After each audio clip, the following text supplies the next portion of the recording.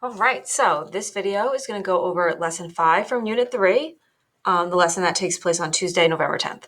So it's all about writing the equation of a line in real-world applications. Okay, so think like word problems. So our investigation says that the initial height of the sunflower is 3 feet. Each week the sunflower grows 2 feet. So when we have this word initial, here it says initial height. Initial means starting or at the beginning. Like at the beginning, the sunflower starts out at 3 feet. Initial height. So think of that as the starting height. So when there's been 0 weeks, it starts out at just 3 feet. Before any time goes by, you buy the sunflower, it starts out at 3 feet. Then each week the sunflower grows 2 feet. Okay, so 1 week goes by, it's going to grow 2 more feet. So 3 plus 2, now it's at 5 feet. Okay, then it grows 2 more feet. Now it's at week 2, it's going to be at 7 feet. We're just adding 2 each time. It's growing 2 feet every single week. So plus 2 more, plus 2 more. 11 plus 2 is 13. 13 plus 2 is 15. We are adding 2 feet every week. And the weeks are just going up by 1. So I'm just going to note that as well, that our weeks are going up by 1.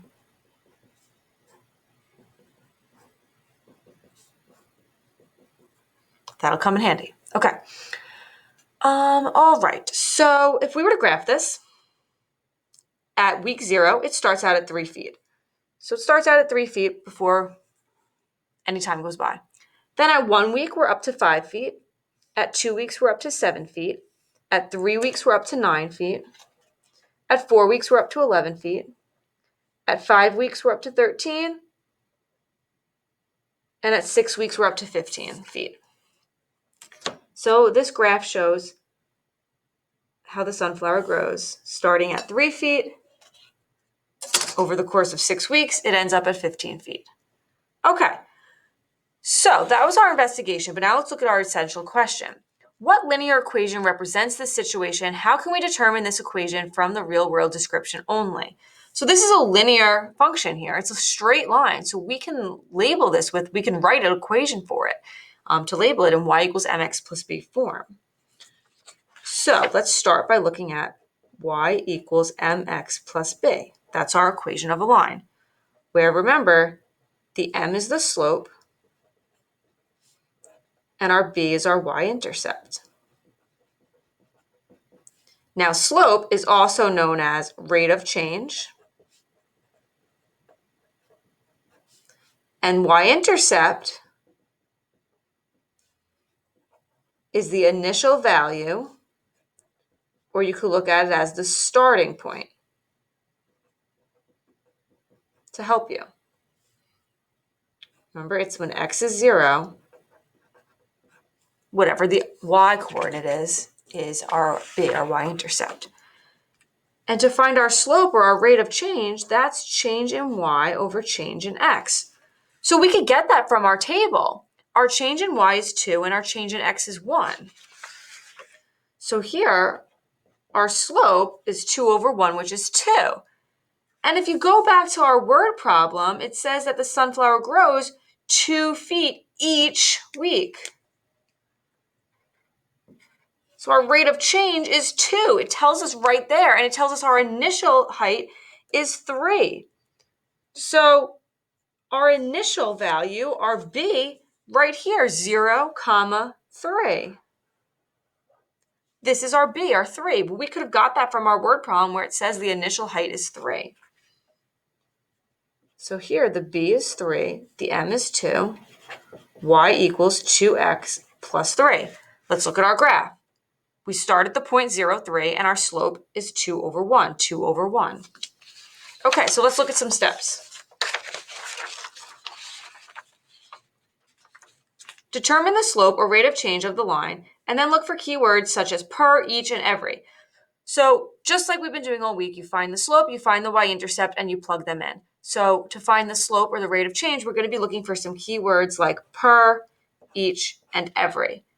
To find the y-intercept, you're going to be looking for keywords such as the initial value, initial, starting, beginning, one-time, flat fee. Those are some keywords to help you figure out the starting point. Then you substitute them into our formula. Okay, so let's try and write some. All right. Just make it a little clearer. Okay, the initial height of the willow oak tree is 3 feet. So here's that word initial, and we're given 3. So our initial value is 3. Each year, the tree grows 1.5 feet. Each tells us, is our keyword to tell us that that's the rate of change or the slope. Our equation in y equals mx plus b form would be 1.5 is our m, and our y-intercept is positive 3. A mechanic charges a flat fee of $125. Keyword flat fee. A flat fee is a one-time fee that you're going to have to pay no matter what, just for using the mechanic. So that is your keyword that's telling you that it's the initial value or the y-intercept. Everybody's bill is going to start off with $125, and then you'll add more money to that based on what you get done. You're going to add $80 per each hour of work. Your rate of change is 80. Y equals 80x plus 125. Everybody pays $125 plus 80 times however many hours of work you need on top of that. Uber has an initial fee of $8 to use its car services. Initial fee, that means it's starting out. That's your y-intercept. Your bill is going to start at $8. It will never be less. And then on top of that, you're going to be charged $1.25 per mile driven. Per tells us that's going to be the rate of change. So we're going to start out with $8. Even though we start out with it, we still put it in the back because we follow y equals mx plus b. So you have your $8 and then plus 125 times however many hours you're driving in the Uber for. And that's how you figure out your total cost, where X is the number of hours. The Bronx Zoo charges a $31 admittance fee. Everybody's going to be paying $31, which provides you with unlimited access to all of the attractions at the zoo. So everybody's paying $31 to get in. And then all these other ones you had to then plus pay something else per hour or per the number of things that you did. But this one doesn't say anything about that. So the rate of change here is going to be 0.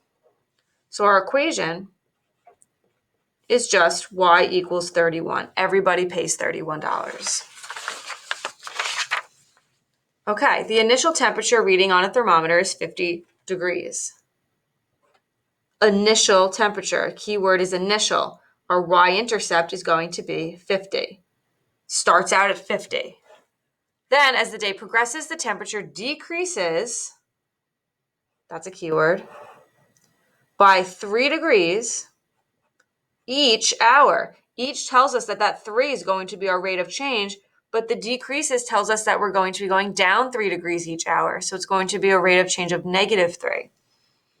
So y equals mx plus b, our slope or our rate of change is -3 times x plus 50. We start out at 50, and then we're adding -3 degrees each hour, so times x number of hours. Okay, at the beginning of the week, your parents give you an allowance of $25. Each day you spend $5. Okay, so let's see. At the beginning of each week, your parents give you an allowance of $25. You're starting out with $25. Each day you spend $5. Spend tells us that our money is going to be going down by $5. So our rate of change is 5, but it's going down $5 each week. So y equals mx plus b. Our rate of change is -5x. That would be -$5, like -$5 times the number of weeks. The number of days. each day. So negative $5 times the number of days plus the $25 that you start with, your y-intercept, your initial value. Okay, your car's gas tank is full with 10 gallons of gasoline.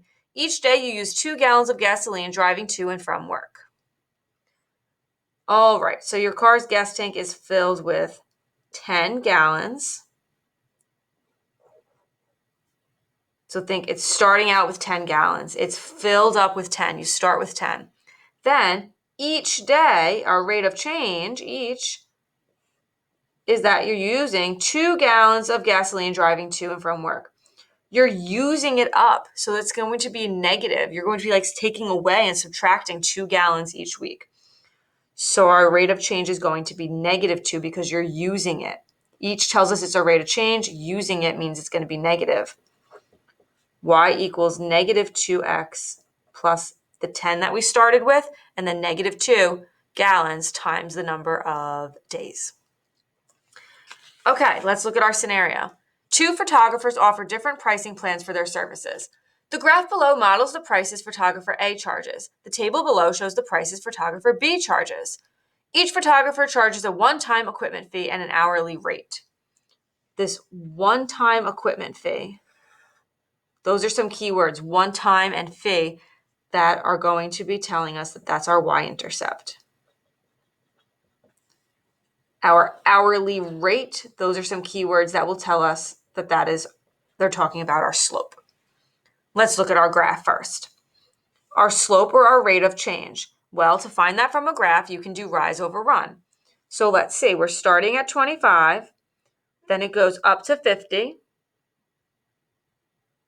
and then runs 1. So let's see, I'll just do that over to the side. Our slope is rise over run. Our rise is 25, and our run is 1. 25 divided by 1, our rate of change, our slope is 25. $25 per hour. Our y-intercept, or our initial value, where do we start? Well, it looks like the B is going to be 25 because you can see the point on the graph, 0, 25. Y equals mx plus b, so y equals 25x plus 25. Okay. Our table, our rate of change in y over change in x. So this is x and this is y. Our change in our hours is that we're adding 2. 2 plus 2 is 4. Let's see, 80, 90, 100, 110. We're adding $30 here. So our change in y is 30. Our change in x is 2. 30 over 2 simplifies to 15. So our rate of change is that it's $15 per hour. And our y-intercept will be our starting value. Now in this table, they don't have the 0. They don't have your y-intercept where you have 0 hours, but we can figure that out. If I just put a 0 in here, let's think of our pattern. 0 plus 2 is 2. So what plus 30 is going to give me 80? Go backwards. 80 minus 30, 50. 50 plus 30 is 80. 80 plus 30 is 110. I kind of just went backwards with my pattern to figure out that the y-intercept is 50 because we have the point 0, 50 now in our table. What that means is to use this photographer, you have to pay $50 right out the door, just the beginning, plus $15 per hour. So it's $15 times the number of hours plus that $50 fee that everybody pays as the one-time equipment fee. Okay, so now we have our 2 equations. It says which photographer is the better buy for 2 hours of work and then for 8 hours of work.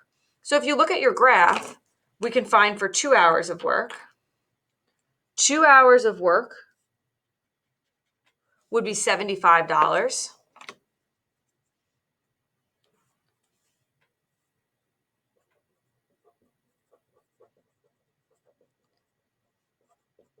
So photographer A, 2 hours is $75. for photographer B, the table says that 2 hours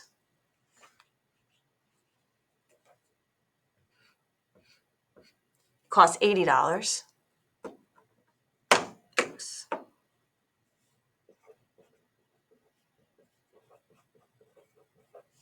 So comparing those two, for 2 hours, it's clear that photographer A is the better buy.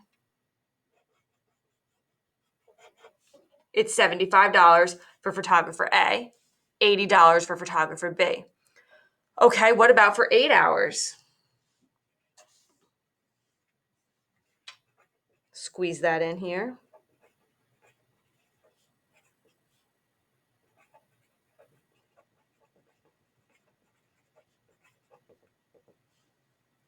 Eight hours of work. We could look at our graph for photographer A. If we see how our slope, it's just going up one, run one, up one, run one. So we can continue that and see that for 8 hours, it would be, let's see, we're counting by 50, 75, we're counting by 25, so this would be 225.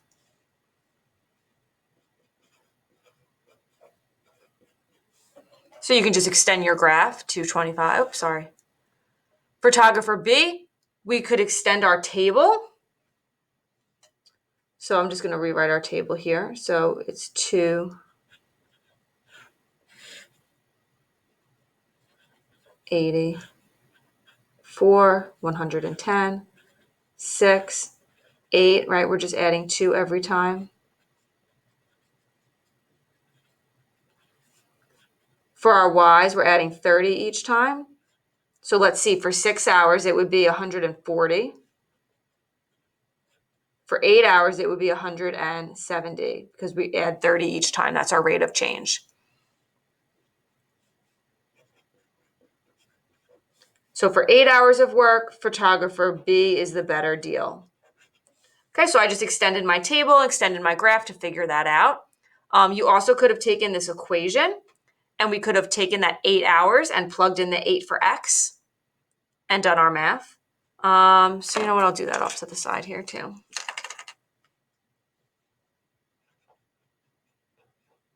You could have plugged in 8. 15 times 8, oh boy, what's that?